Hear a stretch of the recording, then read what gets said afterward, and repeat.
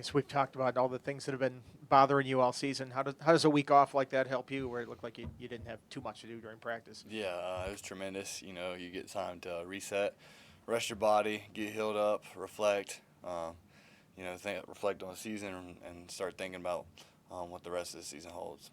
You're typically a guy who's in the training room all the time doing stuff. Was that a heavy week for you this last week? Yeah, it was a lot. I'm pretty much in there every day doing, prehab maintenance stuff. So yeah, I'm usually in there every day, so it was nothing new.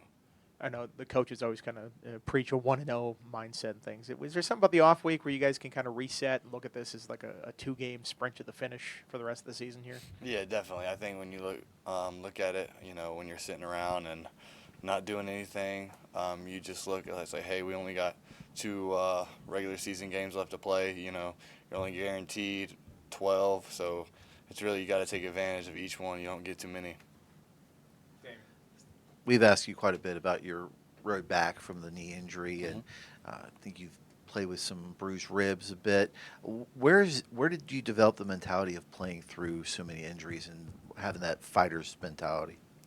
I think that goes back to growing up. I grew up with 8 brothers, and most of them were older. So if you ain't tough, you're just gonna get trampled on. So, and then at the end of the day, this game really doesn't care how you feel. You got to go out there. Once you put those pads on, nobody knows how you're feeling. So you got to execute. Did you ever see yourself leading the team in receiving yards this late in the year? I may have thought about it and visualized it, something like that. But could you have pictured it better when you elected to come back? Could you have envisioned all the trials and tribulations you being at this spot? Yeah, 100%. I knew exactly when it happened that I'd be back for the first game, and this is exactly how I expected the season to go for me.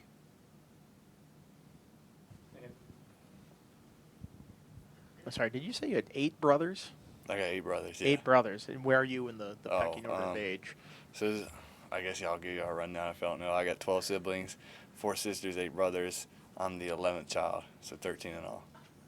So Benji's the last? Benji is the second from last. Second from last. There's one younger. Okay, and you said you've gotten a trampoline before from older brother. What was the worst trampoline you've had from older brothers in sports? Yeah, so I guess when you go out in the backyard, you're playing tackle football with no pads on. So when you're 8 and one's 15, that's it right there.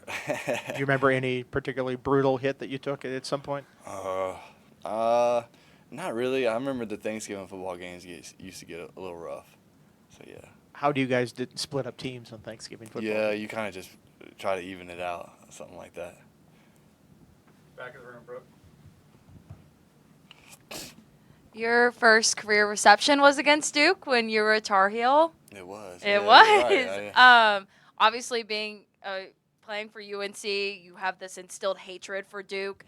You want to beat them. How much does that carry over as a Hokie now? And what have you, I guess, kind of grown in your game since that very first reception? Yeah, I mean, North Carolina kid, you're either Duke or you're Carolina, and I grew up, not liking Duke. So, but at the end of the day, it's also just another football game. You got to go out there and execute. It's the next game you want to win.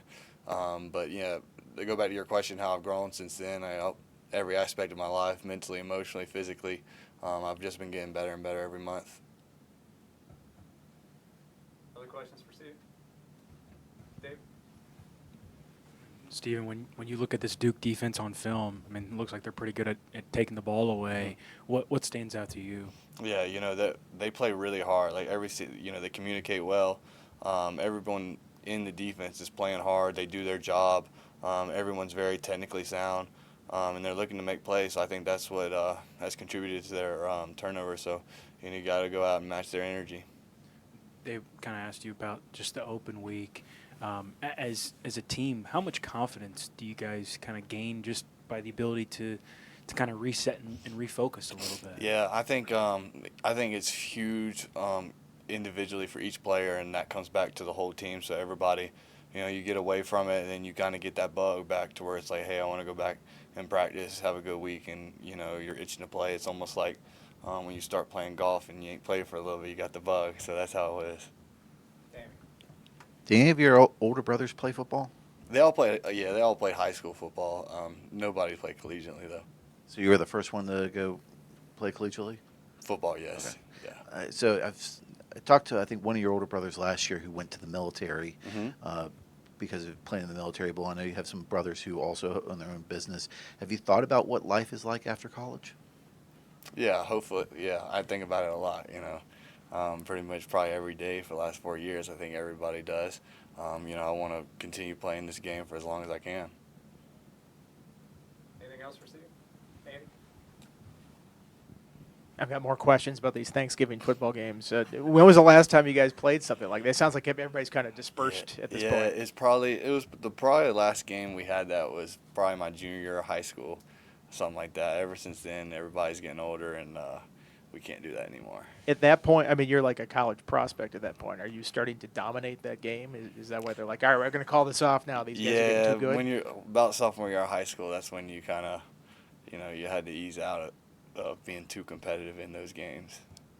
Was it the same teams every year? Or did you guys play for anything? Or was it like a Gosnell family trophy or something like that? No, I don't think there's a trophy. I think we just did it for fun. Bragging rights. Yeah, bragging rights.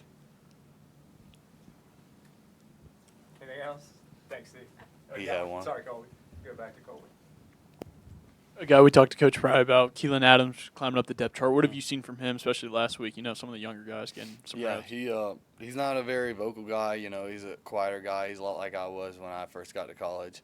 But you can tell, he's definitely going to be a great player as the years to come, and he's only progressed. So I think for him it's just getting to know the playbook and, making sure, no matter what's called, he knows what his job is. Lastly, any takeaways from UFC 309? John Jones is the greatest fighter of all time. There it is. Thanks, Steve. Appreciate y'all. Thank y'all.